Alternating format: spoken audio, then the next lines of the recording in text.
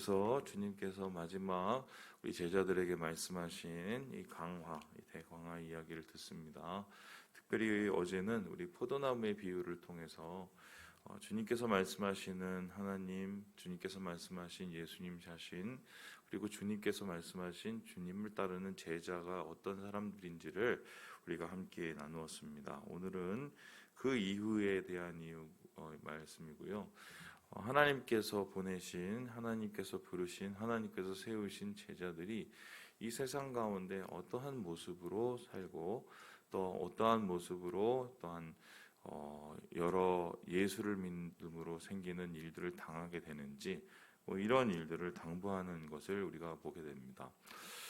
주님께서 우리를 부르신 것은 부르심의 소망이 있는 것이죠. 그 부르심의 소망은 다름 아니라 주님께서 주시는 사명이요 소명입니다. 그래서 각자가 하나님께 그냥 왔다가 그냥 돌아가는 것이 아니라 부르셔서 세우시기 원하시는 그 자리, 또한 그 사역, 그 말, 또한 그 행동이 있는데요. 주님께서는 이것을 통해서 우리가 세상의 빛과 소금 된 역할을 감당하기를 원하신다. 이것이 바로 하나님께서 우리를 부르신 목적입니다. 그러면은 이 제자들도 지금 부르셨습니다. 그리고 제자들을 또 주님께서는 남기시고 세상으로 보내십니다.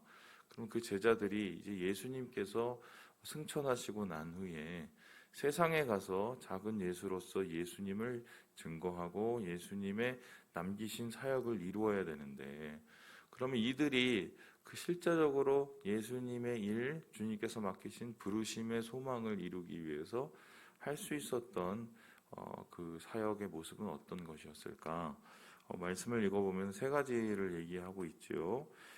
첫 번째는요, 말이고요. 두 번째는 그들의 일이고요. 세 번째는 그들의 고난이라고 주님이 얘기하십니다. 우리 함께 우리 1절의 말씀을 20절의 말씀을 같이 한번 읽어보겠습니다. 20절의 말씀입니다. 시작. 내가 너희에게 종이 주인보다 더 크지 못하다 한 말을 기억하라. 사람들이 나를 박해하였은즉 너희도 박해할 것이요 내 말을 지켰은즉 너희 말도 지킬 것이라.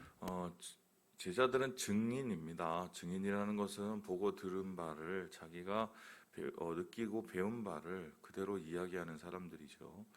제자들은 예수님의 사역의 목격자였고 예수님의 말씀을 들었던 장본인이었기 때문에 그들이 세상으로 나아가서 제일 처음 한 것은 예수님의 말이 자기의 말이 되게 하는 것입니다.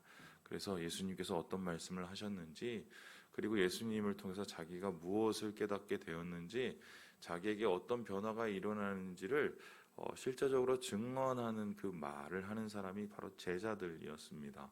그래서 예수님의 제자가 되는 우리들 역시 우리의 말이 바로 사역의 중심이 됩니다.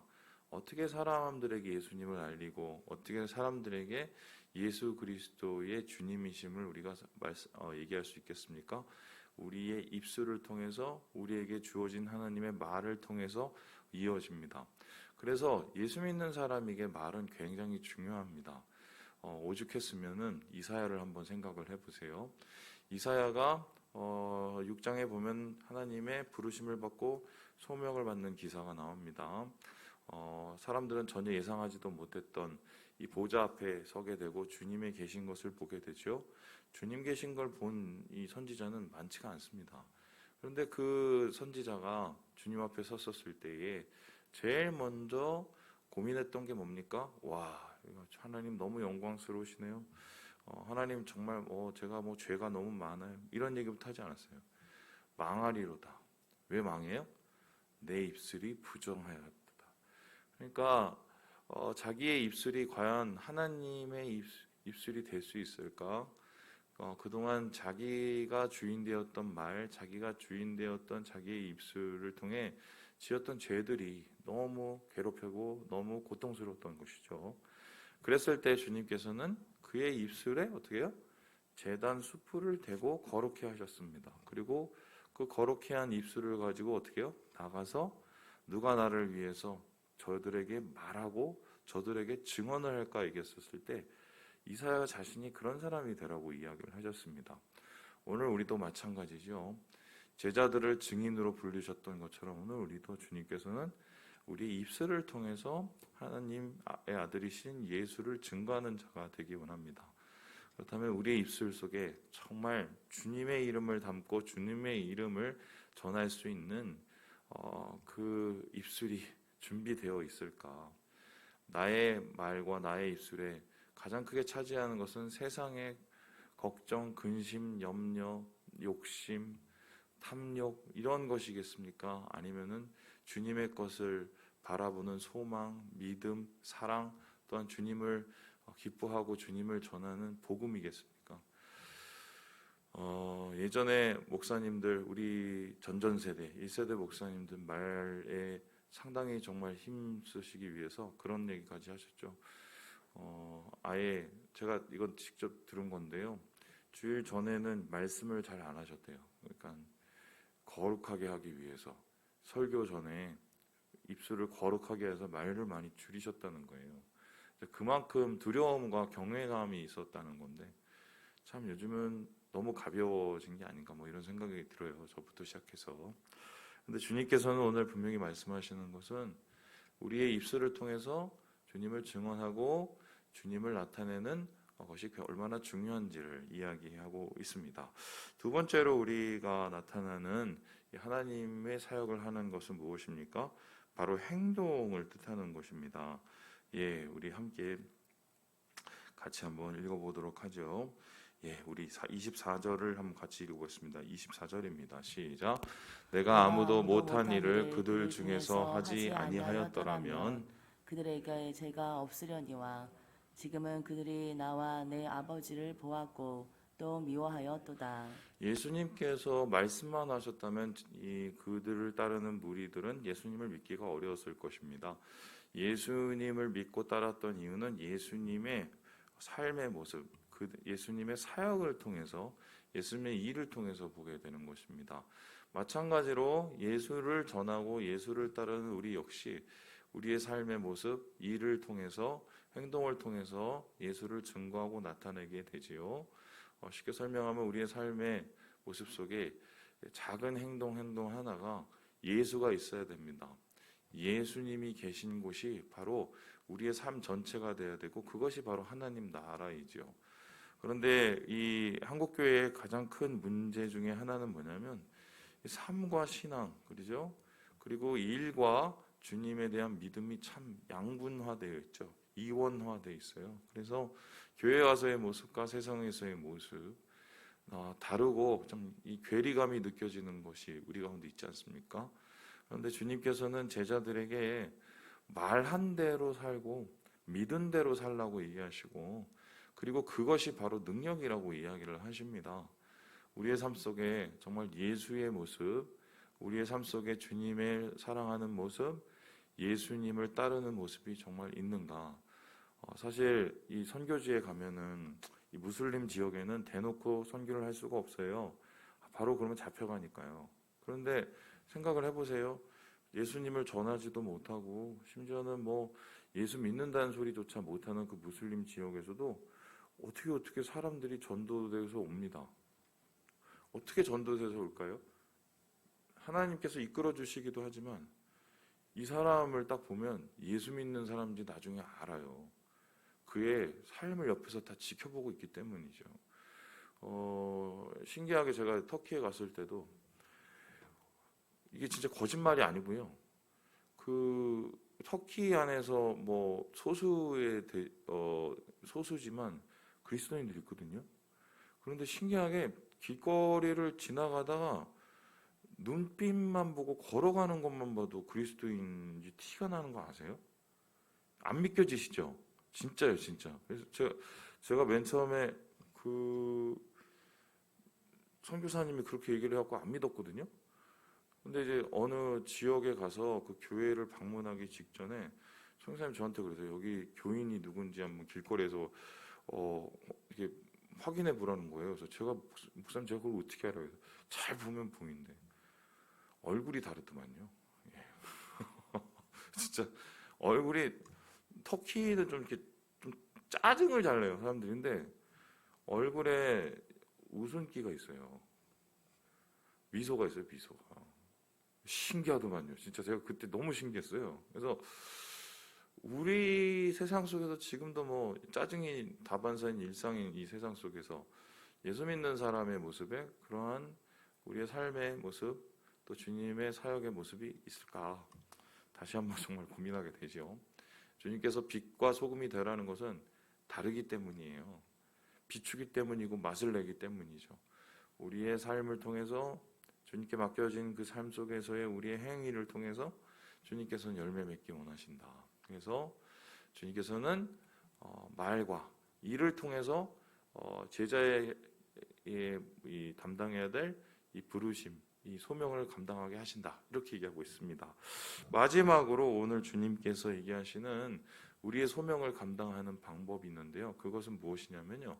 바로 고난이에요. 고난. 와, 이게 무슨 소리일까요? 자, 우리 함께 우리 19절의 말씀을 같이 한번 읽어보겠습니다. 19절입니다. 시작. 너희가 세상에 속하였으면 세상이 자기의 것을 사랑할 것이나 너희는 세상에 속한 자가 아니요 도리어 내가 너희를 세상에서 택하였기 때문에 세상이 너희를 미워하느니라. 왜 고난을 받습니까? 고난을 받는 이유는 제자들이 세상 속에서 고난을 받는 이유는 예수님 때문에 고난을 받았어요. 예수님을 미워하니까 제자들도 미워하는 겁니다. 왜냐하면 그 제자들은 예수님을 따르기 때문이죠. 그래서 우리가 마찬가지로 삶을 살아가면서 우리의 삶 속에서 뭔가 세상으로부터의 박해가 있죠. 물론 뭐 내 잘못으로 이 받는 박해는 그건 뭐 그런 박해가 아니지만 예수님 때문에 예수 믿는 것 때문에 받는 박해는 그것은 의미 있는 박해라는 거예요. 두 가지의 의미가 있어요. 첫 번째 뭐냐면 내가 정말 예수를 믿고 있다는 거예요. 내 영혼이 살아있다는 거예요. 고난을 받는다는 것은 내 삶의 모습 속에 예수가 있다는 소리거든요. 그러면 그 예수가 있다는 것 자체가 고난 자체가 내가 그리스도인이며 내가 예수님의 제자임을 증거하는 그 이유가 됩니다. 두 번째로 이 고난이 우리에게 필요한 이유는 뭐냐면 이것입니다. 그 고난을 세상 속에서 사람들도 다른 식으로 고난을 받지만 예수 믿는 사람의 고난은 좀 달라요. 왜냐하면 고난을 극복하는 모습이 다르기 때문이에요. 세상 사람들은 고난을 그냥 피하죠. 그리고 고난을 어떻게든 떠넘깁니다. 그게 세상 사람들이 하는 방법이죠. 사실 우리도 뭐 그럴 때가 많지만 어떻게든지 그런 고난과 어려움을 당하지 않으려고 막 하고 싶은 마음이 있죠. 그런데 예수 믿는 사람은 특별히 예수님 때문에 삶 속에서 당하는 고난을 우리는 감내해요. 그 이유가 무엇입니까? 예수님을 사랑하기 때문에 이것을 이겨내는 것이고 예수님께서 능력을 주시기 때문에 힘을 주시기 때문에 이 고난을 이겨내는 것이죠. 그래서 사람들이 보고 이런 거죠. 저 사람은 분명히 지금 저렇게 화를 내야 되는데 화를 안 내? 저 사람은 분명히 지금 막 슬프고 자빠지고 일어나지 못해야 되는데 어떻게 저렇게 일어서? 저 사람은 지금 완전히 지금 무너져야 되는데 뭐 어떻게 저렇게 멀쩡해? 예수 믿는 사람이 그게 다른 거죠. 똑같이 넘어질 수 있지만 다시 일어섭니다. 똑같이 슬퍼할 수 있지만 그 슬픔에 머물지 않죠. 예수님이 계시기 때문이죠. 그래서 우리 고난은 우리가 예수 믿는 사람이라는 것을 증언할 뿐만 아니라 예수님과 함께 이겨내는 바로 그 이유가 됩니다. 그래서 믿는 사람에게 있어서 고난은 그 모습을 통해서 주변에 있는 사람들에게 주님을 증거하는 통로가 돼요.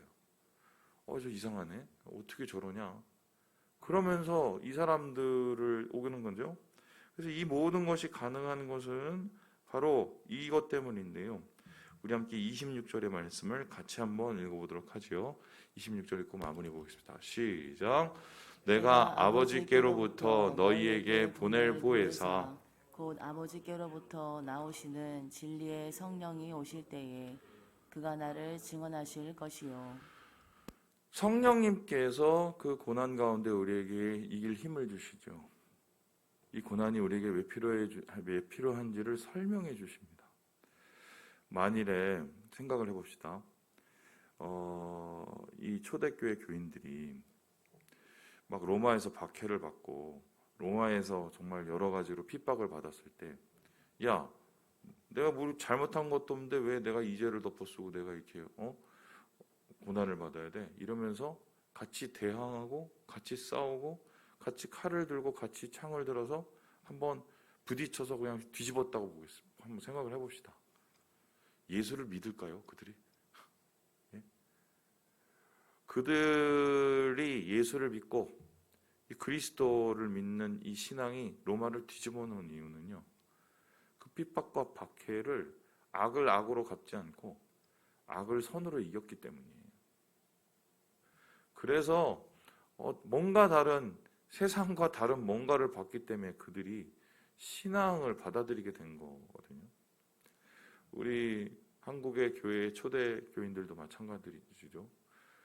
똑같이 세상 하는 것처럼 싸우고 똑같이 박해당한다고 막 승질내고 똑같이 같이 뭐 분영하고 분쟁하고 예수를 믿겠어요?